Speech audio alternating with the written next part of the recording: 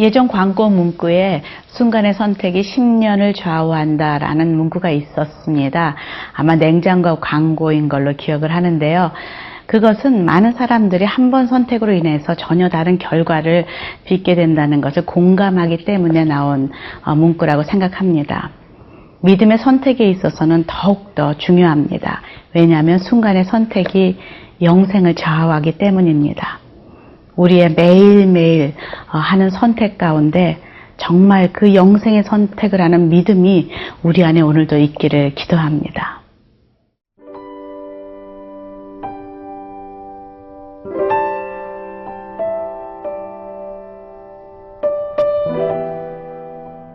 열왕기하 1장 9절에서 18절 말씀입니다.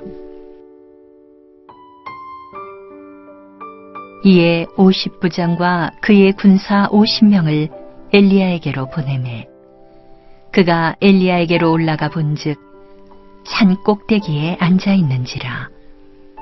그가 엘리야에게 이르되 하나님의 사람이여 왕의 말씀이 내려오라 하셨나이다.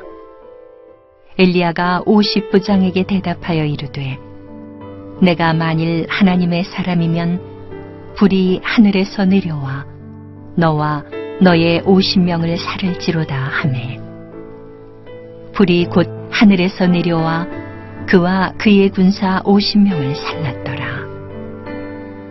왕이 다시 다른 50부장과 그의 군사 50명을 엘리야에게로 보내니 그가 엘리야에게 말하여 이르되 하나님의 사람이여 왕의 말씀이 속히 내려오라 하셨나이다 하니 엘리야가 그들에게 대답하여 이르되 내가 만일 하나님의 사람이면 불이 하늘에서 내려와 너와 너의 50명을 살을지로다 하매 하나님의 불이 곧 하늘에서 내려와 그와 그의 군사 50명을 살랐더라.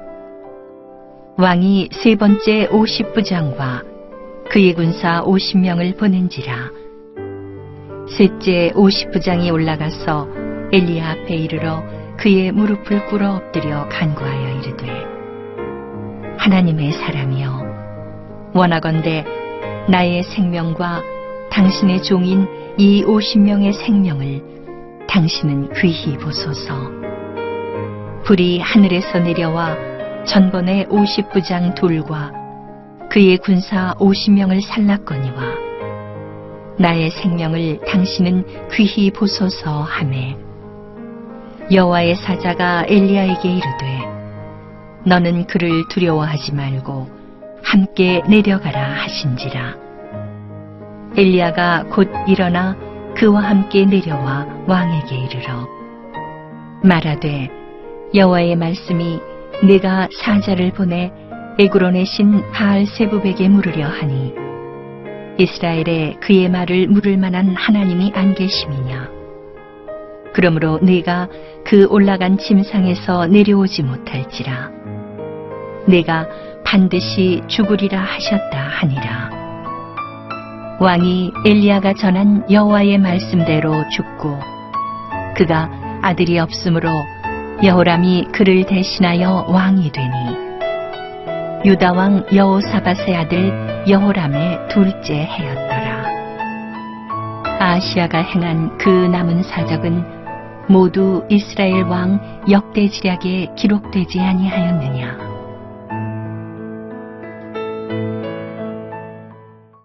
이방 나라의 신 바알세부백에 자신의 미래를 물어보려고 하는 아하시야 왕의 시도는 갑자기 나타난 엘리야로 인해서 저지당하게 됩니다. 그리고 또한 엘리야를 통해서 자신을 향한 하나님의 죽음의 심판 메시지를 듣게 됩니다. 여기서 그는 두 가지 선택을 할 수가 있었습니다. 엘리야의 말을 듣고 하나님 앞에 회개하며 나아가는 그런 선택을 할 수 있었고요. 또 자신의 길을 그냥 계속가는 그런 선택을 할 수가 있었습니다. 우리는 늘 하나님 앞에서 이렇게 살아가면서 선택을 하는 시간들이 다가옵니다. 불신앙으로, 또 나의 기분대로, 또 내 생각대로, 다른 사람들이 다 하는 대로 나의 기분대로 반응할 것인가? 그 선택은 나의 몫입니다. 믿음으로 갈 것인가? 불신앙으로 갈 것인가? 회사에서도 그렇고 가정에서도 그렇고 또 만나는 그런 공동체에서도 늘 우리는 그런 선택을 해야 합니다.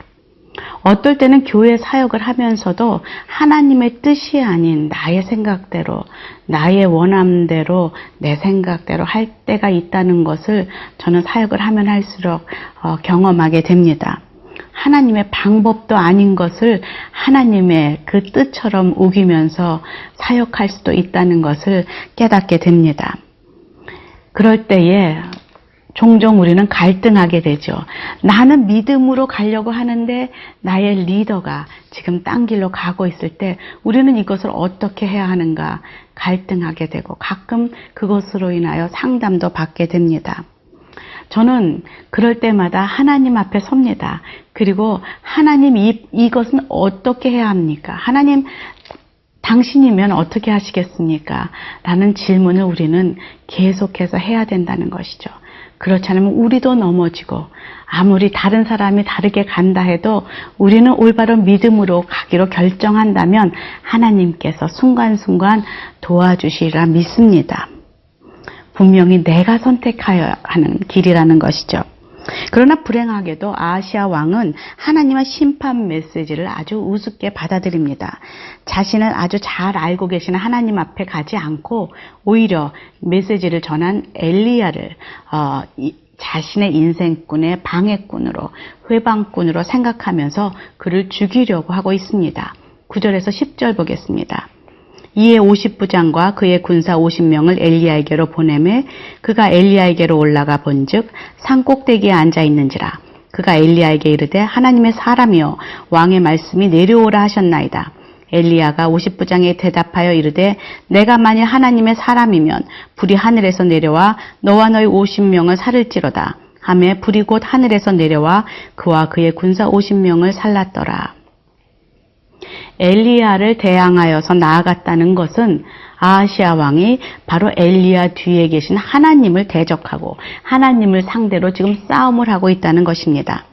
그러나 여러분 기억하십시오. 하나님은 절대로 인간이 싸울 대상이 아니라는 것이죠. 왕의 잘못된 결정으로 억울하게 죽임을 당하는 것은 결국 신하들입니다. 그를 따르는 팔로워들이라는 것이죠. 리더의 중요성을 보게 됩니다. 한 리더가 다른 곳으로 가니 우상 숭배를 하니 전혀 다른 길을 선택하니 피해를 보는 것은 바로 그를 따라가는 사람들이라는 것이죠. 부모가 잘못 서면 자녀들이 피해를 보고 또 회사에서 중직을 맡고 있는 자가 다른 길로 가면 그를 따라가는 많은 사람들이 함께 나락으로 떨어질 수 있다. 이 리더의 중요성을 오늘 또 말씀을 통해 보게 됩니다.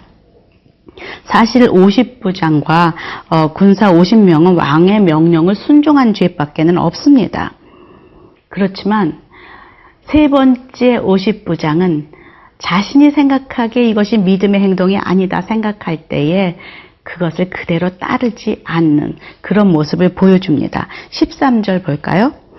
왕이 세 번째 50부장과 그의 군사 50명을 보낸지라 셋째 50부장이 올라가서 엘리야 앞에 이르러 그의 무릎을 꿇어 엎드려 간구하여 이르되 하나님의 사람이여 원하건대 나의 생명과 당신의 종인 이 50명의 생명을 당신은 귀히 보소서.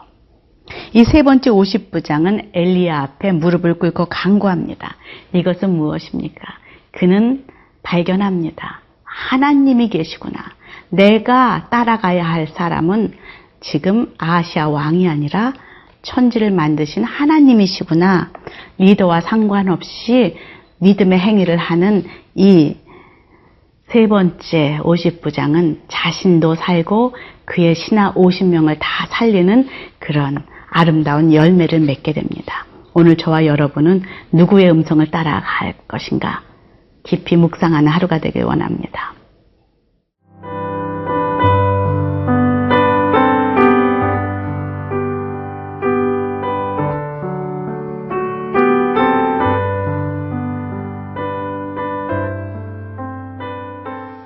리더를 잘 만난다는 것은 참 중요합니다. 아하시아의 지시를 따랐던 2명의 50부장과 그 100명의 군사들은 다 죽임을 당했고, 그리고 마지막 3번째 50부장과 신하들은 생명을 얻게 됩니다. 15절입니다. 여호와의 사자가 엘리야에게 이르되 너는 그를 두려워하지 말고 함께 내려가라 하신지라. 엘리야가 곧 일어나 그와 함께 내려와 왕에게 이르러. 3번째 50부장의 행동은 용기 있는 믿음의 행위였습니다. 상사를 어겼다는 것, 그의 그 명령을 어겼다는 것은 굉장한 비난을 받을 수 있습니다. 그리고 그는 생명의 위험을 받을 수도 있었습니다. 그러나 그에게 우선순위는 하나님이었다는 것이죠. 사람보다 하나님을 더 우선으로 여겼던 50부장은 지금 자신과 그 신하들의 생명을 살리게 됩니다. 그런데 여기서 흥미로운 것 또 하나는 엘리야 역시 이 모든 상황 속에서 이렇게 하늘에서 불이 내려서 사람들을 불태우는 하나님의 역사 가운데에서도 그는 두려워하고 있었다라는 그런 말이 마음에 와 닿습니다. 정말 그 엘리야가 그 이세벨이 자신을 죽인다는 협박 소리를 듣고서 산에 들어가 하나님 나를 죽여주십시오 하고 고통하며 두려워했던 그 엘리야가 맞습니다. 그는 하나님의 그 손에 붙잡혀 이렇게 큰 일을 하고 있지만 그 내면의 연약한 인간의 두려운 그 하나님 앞에서 연약한 모습을 가지고 있는 저와 여러분과 동일한 사람이라는 것을 오늘 말씀 속에서 또 깨닫게 됩니다. 오늘 15절에 너는 그를 두려워하지 말고 함께 내려가라. 말씀이 왜 이렇게 위로가 되는지 모르겠습니다. 하나님의 길을 따르고 또 하나님의 말씀을 선포하는 게 그렇게 쉬운 길은 아니구나. 그럼에도 불구하고 엘리야는 하나님의 명령을 순종하고 있구나. 아무 말 없이 그렇게 가고 있구나. 그렇게 오늘 말씀을 보면 느껴집니다. 나는 어떻게 하고 있는지. 두려우면 무조건 숨고 절대로 입 뻥끗하지 않고 앉아있지는 않은지. 엘리야는 3번째 50부장과 산을 내려가서 아하시아 왕 앞에 용감히 서게 됩니다. 그리고 3번째로 하나님 앞에 아하시아 왕 앞에서 하나님의 말씀을 대언합니다. 16절입니다. 말하되 여호와의 말씀이 내가 사자를 보내 에그론의 신 바알세붑에게 물으려 하니 이스라엘에 그의 말을 물을 만한 하나님이 안 계심이냐. 그러므로 내가 그 올라간 침상에서 내려오지 못할지라 내가 반드시 죽으리라 하셨다 하니라. 지금 아하시아 왕에게 동일한 말씀을 3번씩이나 반복하고 있습니다. 그 이유는 무엇일까요? 동일한 말이에요. 토시 하나 안 틀리고 동일하게 내가 죽을 것이다. 여기 이스라엘에는 신이 없느냐라고 말씀하신 하나님은 내가 말하는 이 말은 진리다. 반드시 이루어질 것이다. 라는 그런 의미를 가지고 있다는 것이죠. 그렇지만 이때에도 아하시아 왕은 회개할 기회가 있었습니다. 하지만 그는 거절합니다. 이것이 바로 끈질긴 인간의 죄성입니다. 죽음 앞에서도 절대로 돌이키지 않는 인간의 죄성. 이 세상의 모든 사람들이 하나님을 거부하고 아무리 심판이 있다. 예수가 다시 오신다. 그리고 그 후에는 심판이 있으리라. 영생과 영벌이 있으리라. 천국과 지옥이 있으리라. 아무리 이야기하여도 사람들은 듣지 않습니다.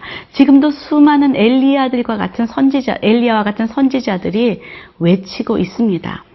하지만 이 세상은 아직도 듣기를 거부하고 있습니다. 아직도 자기 배를 위하여 육신을 위하여 살고 있습니다. 이 아하시아 왕의 모습은 그때만 있는 새로운 모습이 아니구나. 이것은 우리 인간 깊숙이 들어있는 죄성이구나 라는 것을 오늘 깨닫게 됩니다. 내 안에도 하나님의 말씀을 듣기 싫어하는 그런 아하시아가 오늘 없는지, 그리고 끝까지 내 의견을 고집하는 아하시아가 내 안에는 없는지 오늘도 말씀 속에서 깊이 묵상하는 하루가 되길 원합니다. 결국 오늘 말씀은 17절에 왕이 엘리야가 전한 여호와의 말씀대로 죽고라는 말로 막을 내립니다. 하나님의 언약은, 하나님의 심판의 메시지는 이루어집니다. 함께 기도하겠습니다.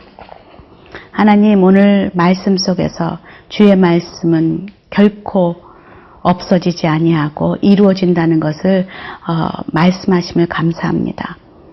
주님의 언약을 붙잡고 마지막 시대에 믿음으로 승리하는 우리들이 될 수 있도록 도와주시옵소서. 예수님 이름으로 기도합니다. 아멘.